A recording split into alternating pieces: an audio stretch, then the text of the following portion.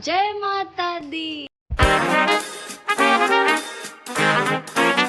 Hello दोस्तों, कैसे हो आप लोग। Welcome back to the channel live life easy. तो जी आप जानते ही हैं सभी लोग कि मैं और आरोही जा रहे हैं वैष्णो देवी, और मेरे हस्बैंड और आराध्या क्यों नहीं जा रहे, लंबी कहानी है, लेकिन कहते हैं ना जिसका बुलावा आता है वो जा रहा है। तो जाना आरोही को भी नहीं था, लेकिन एंड टाइम पे आरोही की परिस्थितियाँ बन गई, वो जा रही है और मैं जा रही हूँ। तो हम जा रहे हैं प्रियंका जिया जी और पुनीत और नेहा के साथ। बाकी ये हस्बैंड मेरे और आराध्या ये जाएंगे जब अब अगली बार जल्दी ही, जब माता रानी ने बुलाएंगी तब हम चारों अपना टिकट जो है वो एक साथ कराएंगे। फिलहाल हम लोग निकल गए थे रेलवे स्टेशन के लिए, और क्योंकि जब से जन्म हुआ है मेरी बच्चियों का पहली बार ये अलग अलग हो रही है कि आरोही मेरे साथ जा रही है और आराध्या यहीं रुक रही है।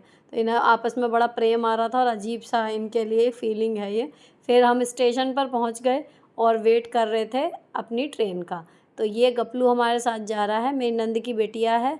इसको देख के सारी चीज़ें ऐसा लगता है पल भर के लिए ठीक हो गई। और मेरे हस्बैंड और आराध्या जो है वो छोड़ने के लिए आए हुए हैं। तो गाड़ी में हम लोगों को सबको जो है मेरे हस्बैंड ले आए थे, और दीदी जी अपने घर से सीधे बस से आ गए थे। अब एक फ़ोटो यहाँ पर क्लिक करवाई, तो ट्रेन जो है वो लगभग पौना घंटा लेट थी। तो फिर मेरे हस्बैंड को और आराध्या को हम लोगों ने कह दिया था कि चले जाएँ, वेट करने से गर्मी में कोई फ़ायदा नहीं था। गर्मी बेहद भीषण है और हमें आइडिया नहीं था कि क्या है क्या नहीं है।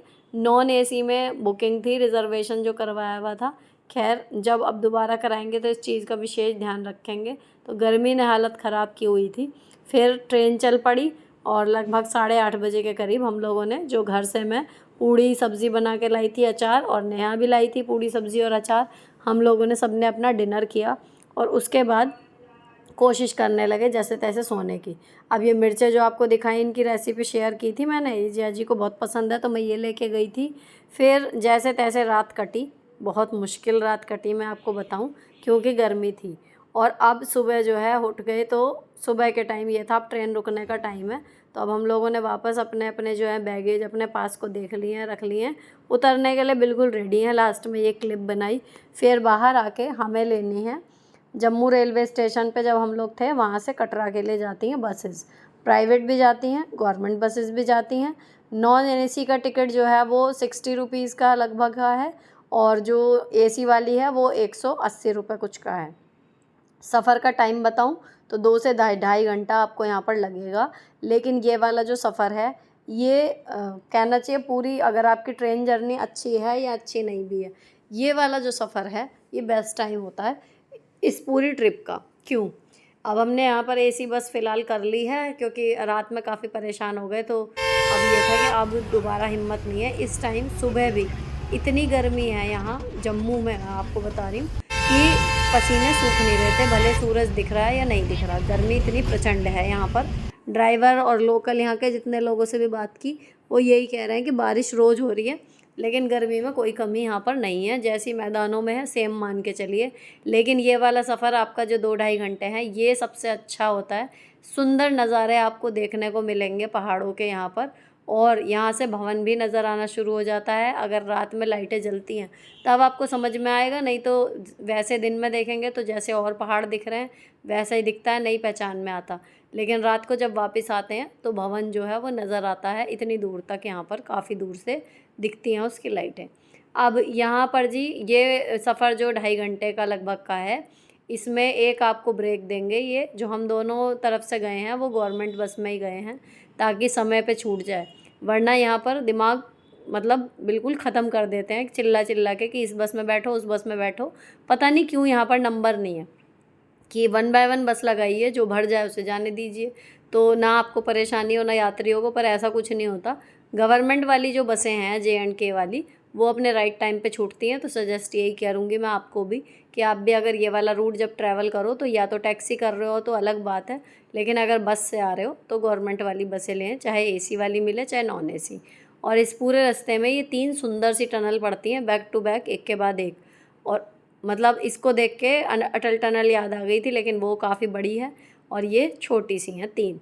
उसके बाद हमने जाके कटरा में लिया रूम। तो कटरा में रूम इस टाइम पे भी कांवड़ियों का इस टाइम पे चल रहा है, तो मेरठ यूपी इधर से ही लोग ज़्यादा यहाँ पर आए हुए हैं, तो रूम काफ़ी मुश्किल से मिला है हमें। हम चाह रहे थे कि जो मेन चौक है उसी के पास रूम मिले, इसलिए हमें 4 से 5 होटल जो हैं वो देखने पड़े। तो जो यहाँ पर वो मिलते हैं एजेंट्स, जो कि आपको वादा करते हैं कि रूम दिलवा देंगे, उनके साथ आप सोच समझ के जाएँ, क्योंकि वो पास ही कह के अंदर आपको 1.5-2 किलोमीटर रूम भी दिलवा सकते हैं। और जब आप चढ़ाई से उतर के आएंगे तो वो 1.5-2 किलोमीटर नापना पड़ जाता है भारी, ठीक है ना। तो मैं आपको यही सलाह देना चाहूँगी यहाँ पर कि आप लोग भी कटरा में चौक के आसपास के ही होटल में लें रूम, चाहे थोड़ा बहुत इधर उधर हो, बस बहुत ज़्यादा अंदर ना हो। रेट का आपको हर रेट का यहाँ पर भी मिल जाएगा, ऐसा नहीं है कि चौक पे आपको महंगा ही मिलेगा या सस्ता ही मिलेगा। उसके बाद नहा धो के हम लोग सब, रात के थके हुए थे सब सफ़र के, नहा धो के फिर हम निकल गए। अब आज अगर हम वैष्णो देवी की यात्रा करते तो हमें लगभग बज गए थे 11 होटल से निकलते निकलते। उसके बाद फिर हम लोगों ने नाश्ता किया, तो हम किस टाइम भवन पे पहुंचते और किस टाइम वापस आते, ये वाली बात थी। भैरव बाबा की ट्रॉली भी नहीं मिलती, इसलिए हम लोगों ने आज प्लान किया शिवखोड़ी जाने का। तो जो टैक्सी हमने की थी शिवखोड़ी के लिए, उन्होंने ये जो पॉइंट कवर करने का वो दिया था, उसमें नवदुर्गा मंदिर है ये कटरा में ही। इसका हमें पहले से कोई आइडिया नहीं था। यहाँ पर प्राकृतिक रूप से बनी हुई 9 छोटी छोटी सी पिंडियाँ हैं, नवदुर्गा के नाम से यहाँ पर स्थापित है। यहाँ के दर्शन किए हमने और उसके बाद फिर हम यहाँ से निकल लिए। सीढ़ियाँ ज़्यादा नहीं है, आपको मुश्किल से 10 से 15 मिनट लगेंगे नीचे जाने और आने में, है ना। बाकी दर्शन का टाइम है। अब यहाँ पर हम लोग चल दिए जी वापस। एक फ़ोटो क्लिक कराई, क्योंकि जितने भी मंदिर हैं उनमें अंदर फ़ोन अलाउड नहीं होता, और ज़बरदस्ती चोरी छुपे ले जाना मुझे नहीं सही लगता, क्योंकि जो काम मना हो वो नहीं करना चाहिए अगर अपनी रिस्पेक्ट प्यारी है। सीधी बात तो ये है, कर कोई क्या ही लेगा वो वाली बात है, लेकिन अगर कोई टोक दे, आपका फ़ोन लेकर रखने की ज़िद करने लगे, उन चीज़ों को अवॉइड करना चाहिए। और इसमें कोई शेर दिल वो होने वाली बात नहीं है कि देखो हम वहाँ से वीडियो बना के लाए या कुछ और। जहाँ तक लीगली आराम से फ़ोन अलाउड है वहाँ तक ले जाएं, उसके बाद छोड़ दें तो ज़्यादा ठीक रहता है। अब यहाँ पर शिवखोड़ी पहुँचने से पहले पड़ी थी चेनाब नदी, बेहद तेज़ बहाव इसमें चल रहा था। तो यहाँ पर पेट्रोल भी भरवाना था और थोड़ी देर रुकना था दूध के लिए, तो हम लोग यहाँ पर रुक गए। अब इसकी सुनो आप आवाज़।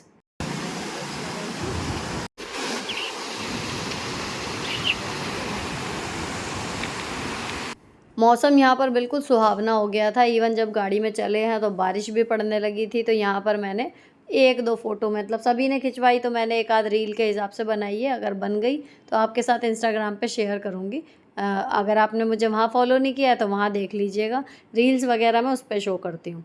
अब यहाँ पर जी हम चल दिए। अब प्रॉपर बारिश देखो आ गई है, बारिश जो है शीशे पर नज़र आ रही है। अब हम पहुँचेंगे शिवखोड़ी, तो 6 बजे का जो है टाइम दिया था इन्होंने, जो टैक्सी वाले थे, कि 6 बजे तक अब वापस आ जाना। और लगभग 3 बजे हम यहाँ पर अब उतरे हैं, जो अब आप देख रहे हो।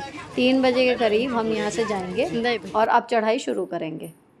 शिवखोड़ी का रास्ता जो है वो 3.5 किलोमीटर का है। नॉर्मल चढ़ाई है, बिल्कुल प्लेन भी नहीं है और बिल्कुल खड़ी भी नहीं है भैरव बाबा जैसी, ठीक है। बाकी घोड़े यहाँ चलते हैं, 4 साल पहले ना के बराबर थे, लेकिन अभी काफ़ी घोड़े चल रहे हैं। और मौसम की बात कहूँ तो घटा है, लेकिन उमस इतनी है, गर्मी इतनी है कि हम लोगों का पसीने से हाल ख़राब था। खैर फटाफट हमने यात्रा शुरू की, रास्ते में कहीं रुकना नहीं था क्योंकि 6 बजे हमें पहुँचना था। अब रिद्धि को लेके चलना मुश्किल हो रहा था, जो भी ले रहा था मतलब उसको सोच के इस चक्कर में जिया जी को ज़बरदस्ती बैठाया घोड़े पे। पहली बार, वो कभी नहीं बैठते, बहुत एक्टिव हैं, और उसके चक्कर में वो घोड़े पर बैठे। फिर हम लोग पहुंच गए फाइनली शिवखोड़ी मंदिर पे।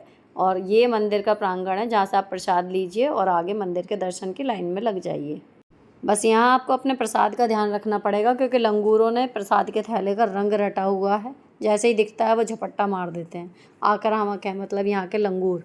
और उसके अलावा आपको कोई दिक्कत नहीं है, उसे चुन्नी या जैकेट में आप अपनी छुपा के रखिए। अब ये है पावन गुफा जो शिवखोड़ी की है। यहाँ से बाहर से इस तरीके की दिखती है। गुफा में नीचे की तरफ पानी रहता है, यहाँ से लाइन लगती है। अंदर गुफा बहुत संकरी है, इसलिए 50-50 का बैच बना कर ये लोग भेजते हैं। तो यहाँ आपको लाइन में वेट करना पड़ेगा। अदरवाइज़ अगर यहाँ लाइन नहीं लगानी है तो ही गुफा का दूसरा भी एक रास्ता है कि आप गुफा के अंदर से ना होके मेन मंदिर में दूसरे रास्ते से जा सकते हो। तो किसी गाइड के या उसके झांसे में ना आए जो ये बताए कि मैं आपको शॉर्टकट ले जाऊंगा। ये जो सामने दिख रहा है जस्ट एक डाइवर्जन है राइट हैंड साइड पे, आप वहाँ से चढ़िए थोड़ा सा, तो ये साइड में अलग रास्ता है, वहाँ आपको बाबा के दर्शन भी हो जाएंगे। लेकिन हाँ, आप पानी वाली गुफा में नहीं जा पाएंगे। अब ये फ़ोटो मैंने गूगल से निकाली है, लेकिन बाबा इससे भी सुंदर रूप में अन्य सभी देवी देवताओं के साथ पत्थर पे प्रॉपर आकृतियाँ उभरी हुई हैं, जिन्हें पंडित जी दिखाते हैं। वो आपको इस गुफ़ा में दर्शन होगा। साक्षात भगवान विराजमान हैं यहाँ। अब हम आए नाश्ता करने, तो जीजा जी खुद ही काउंटर पे जाके रिद्धि का दूध गर्म कर रहे हैं। इनमें झिझक नहीं है, बेहद जिंदा दिल इंसान है। ये दूध इसके भगोना लेके खुद ही गर्म करके ले आए। अब यहाँ जी पकौड़ियाँ चल रही हैं। खाना अब ये थोड़ा सा ही है कि जैसे लंच नहीं किया ना, तो थोड़ा थोड़ा सहारा लग जाएगा, फिर हम लोग डिनर प्रॉपर कर लेंगे। और रिद्धि पी रही है दूध यहाँ पर। अब हम ये खाना खा के होटल जाएंगे। यहाँ मेरे फ़ोन की बैटरी बिल्कुल ख़त्म हो गई थी, तो इसीलिए भी मैंने ये चीज़ बहुत शॉर्ट में शूट की थी।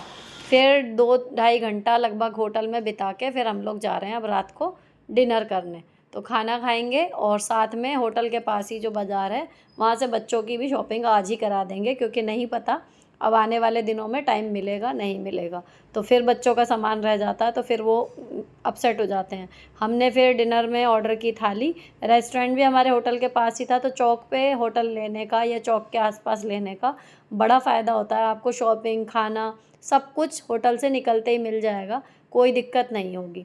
और यहाँ जो सबसे बड़ा सरप्राइज़ पैकेट लगा ना मुझे शॉपिंग में, वो थे ईयररिंग्स। इतनी वैरायटी हापुड़ अड्डा और बेगम पुल पे भी नहीं है जितनी यहाँ है। रेट 50 रुपये ही हैं, लेकिन इतनी वैरायटी है कि हर दुकान पे अलग टाइप के आपको कुंडल मिल जाएंगे। खूब सारे वहाँ से मैं भर के ले आई हूँ। 4-5 आपको दिखाए हैं और कल लूँगी, जो आपको कल के व्लॉग में दिखेंगे। बच्चों की गुड़िया, हेयर पिन, ये सब मैंने इन्हें दिलवा दिए। अब मिलूँगी आपसे कल सुबह जब चढ़ाई करेंगे भवन की। फ़िलहाल बारिश हो रही थी सुबह, उसका डिटेल वीडियो आपको कल मिल जाएगा।